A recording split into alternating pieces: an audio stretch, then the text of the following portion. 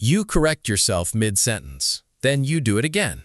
By the time you finish the thought, you've apologized for it twice, even though nobody asked you to. Nobody in the room thinks you're unintelligent, but somehow you've just convinced them you might be. This happens more than people realize, not because someone lacks the ability to think clearly, but because of small, almost invisible habits that quietly undercut how capable they seem, even when the thinking underneath is sharp. Picture a meeting. Someone has a good idea, a really good one, but right before they share it, they add a disclaimer. This might be a dumb question, bud, or I could be totally wrong here. Then they say the idea. And it's neither dumb nor obvious. It's the thing that moves the conversation forward. But by then, the room has already been trained, just slightly, to expect less from what comes next. This is the first habit, constant self-disqualifying. It's not about ego, it's a kind of preemptive protection. If you tell people your idea might be dumb before they judge it, then if they don't like it, it doesn't feel like rejection. It feels like you called it. The brain is trying to soften a blow that hasn't happened yet. But here's what it actually does. It teaches people to lower their expectations right before you say the exact thing that deserved their full attention. Think about the last time you had a good instinct, and instead of saying it plainly, you wrapped it in a disclaimer first. What might have changed if you'd just said the thing? The second habit looks like the opposite problem. It looks like enthusiasm, over-explaining. A friend asks, "How was your weekend?" And instead of a short answer, they get a 5-minute account, every detail, every clarification added because they're worried the first version wasn't clear enough. The friend nods along, but somewhere around minute 2, their eyes glaze slightly, not because they don't care, but because the story stopped being about the weekend and became about managing whether they were understood correctly. This often comes from a good place, a desire to be thorough, but it sends an accidental signal. It can read as though the speaker doesn't trust the other person to keep up, or doesn't trust themselves to say it simply the first time. There's a specific kind of confidence in brevity, saying less and trusting that the important part will land. The third habit shows up in how quickly people answer. This is answering before the question is finished. Two coworkers talking. One is midway through explaining a problem, and the other jumps in with a solution before the sentence is even done. It can look sharp, fast, but watch what happens next. The solution doesn't quite fit because they didn't hear the whole problem.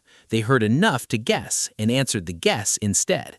What looks like confidence here is often impatience, a discomfort with sitting inside an unfinished thought.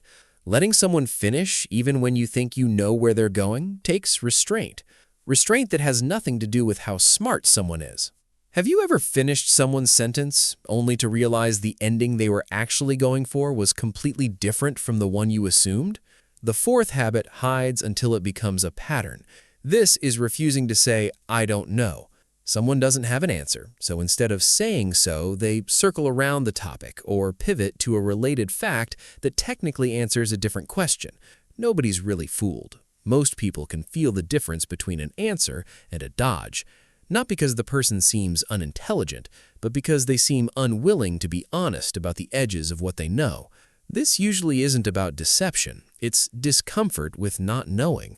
Somewhere along the way, many people learned that "I don't know" sounds like failure, so they fill the space with anything that avoids those 3 words. But here's the reversal. People who say, "I don't know, let me find out," are often trusted more, not less, because when they do give you an answer, it's real. The fifth habit is about where attention goes. Checking your phone or letting your eyes drift while someone else is talking. Someone is telling a story that clearly matters to them, and across the table, another person glances at a notification, just for a second. They look back up right away. They didn't miss much, but the person telling the story noticed. And in that small gap, something quietly changed. This rarely comes from disinterest. More often, it's a mind that struggles to stay anchored, especially when a notification promises something new. But the impact lands the same regardless of intention. Attention is one of the clearest signals people use to measure how present, how engaged someone is. When it wavers, people fill in the blank themselves, and they rarely fill it in generously. The sixth habit is easy to miss in yourself, talking more than you listen. A group conversation, mixed opinions, and one person who has an answer ready before anyone else finishes speaking. They're not trying to dominate the room, it just feels like having a lot to contribute. But every time someone else gets interrupted or talked over, something small gets recorded. Not consciously, but it adds up. Eventually, the group associates that person less with insight and more with noise. What looks like enthusiasm can actually be discomfort with silence. The irony is that the people quietly perceived as the sharpest in a room often say less, but choose their moments precisely. The seventh habit isn't about what someone says, it's about what they do with a mistake once they've made one. Getting defensive when corrected. Someone makes a small error. Someone else points it out gently, without judgment. And instead of a simple, "Oh, you're right," there's a flicker of resistance, an explanation for why it wasn't really their fault. Sometimes even a redirection towards something the other person got wrong. This rarely comes from arrogance. More often, a mistake feels like a threat to something fragile, the sense of being seen as capable. But here's the real reversal.